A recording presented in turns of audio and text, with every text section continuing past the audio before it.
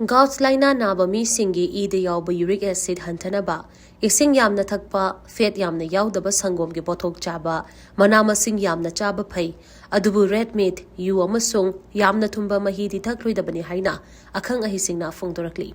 Akhang ahising na fongdorpagi matungina, Gout laina naba misingi ida yauba uric acid hantan bangamba chinjak sing chaba yam namak mathautai.